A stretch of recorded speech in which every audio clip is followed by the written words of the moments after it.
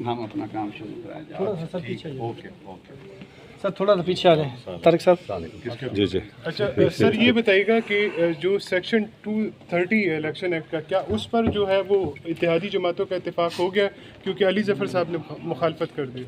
جی، جو 230 ہے اس کا اتفاق اس حد تک ہوا ہے کہ جس میں ابھی پارٹی لیڈرشپس وغیرہ سے مشاورت کرنی ہے، مگر اس کا اصل مقصد جو ہے وہ یہ ہے کہ جس طرح ہماری IMF کی کچھ کنڈیشنز ہیں یا ورلڈ بینک کے ساتھ ہمارے کچھ پروجیکٹس آن گوئنگ پروجیکٹس جو چل رہے ہیں، جن میں سپٹمبر میں ان کے بورڈ کی میٹنگ ہے اور پھر اس کے امیجیٹلی سائننگ ہوگی، اس طرح کے پروجیکٹس روکے نہیں جا سکتے. یہ آن گوئنگ پروجیکٹس ہیں، کوئی نئے پروجیکٹس نہیں ہیں، اور ملٹی لیٹرل اور بائی لیٹرل تک ہم نے اس کو ریسٹرکٹ کیا. اس کے علاوہ ہم نے اس کا جو اسکوپ ہے وہ ایکسپینڈ نہیں کیا. جو پرائیویٹائزیشن کمیشن میں ایشوز چل رہے ہیں، یہ نہیں ہو سکتا ہم کہیں جی آج یہ چیز فار پرائیویٹائزیشن ہے، کل اسے کہیں نہیں اس کو روک دیں، اب جو اگلی حکومت آئے گی کرے گی.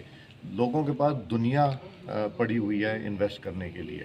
جب ہمارے پاس اگر کوئی پروسیس شروع ہو جاتا ہے، جب وہ ڈسکنٹینیو ہو جاتا ہے، پھر جسے کہتے ہیں نا دکان پہ بار بار کسٹمر نہیں آتا، وہ ایک دفعہ آتا ہے، اگر وہ دیکھتا ہے آپ سیریس نہیں تو وہ واپس چلا جاتا ہے. تو اس لیے یہ مد نظر رکھتے ہوئے ہم نے سب نے کوشش یہی کی ہے اس کی ورڈنگ وہ بنائے جس میں کہ اختیار بھی دیں مگر لمیٹڈ اونلی جو چیزیں میں نے آپ سے پہلے کی ہیں. سردار صاحب، ایک تاثر یہ پایا جا رہا ہے کہ اس ایکٹ میں مزید جو ترمیم کی جا رہی ہے 230 کہ شاید جو نگران گورنمنٹ ہے اس کا جو دورانیہ ہے شاید لمبا کیا جا رہا ہے، تو اس پہ کیا کہیں گے؟ یہ جتنے یہاں کمیٹی کے ممبران ہیں وہ اس کے اوپر گفتگو بھی کریں گے، بات بھی کریں گے، اور میرا خیال ہے قومی اسمبلی میں وضاحت بھی دے دیں گے، جوائنٹ سیشن میں وضاحت بھی دے دیں آج بل پاس ہو جائے گا؟ گے.